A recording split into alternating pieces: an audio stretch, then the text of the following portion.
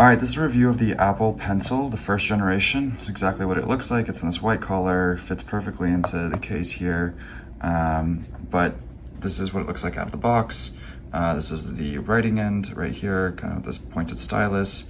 Over the top is a magnetic cap, which hides the charging component of it.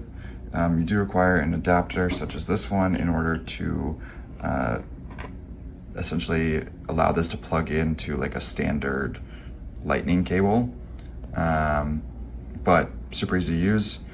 You can actually write with it on or off, so I'm just going to keep it off for the purpose of this video and just show you a little bit. This is in a note-taking app.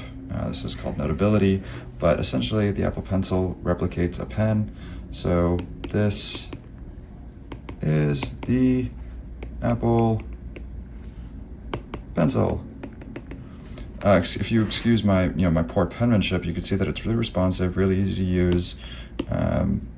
Basically functions exactly like you need it to. It's like a really high-end stylus, but for anything that requires, writing or handwriting on a Apple iPad, I would 100% recommend something like this. This is the first generation, works just as well as the second from, the little interactions that I've had with the second, but, gets the job done and definitely a good product.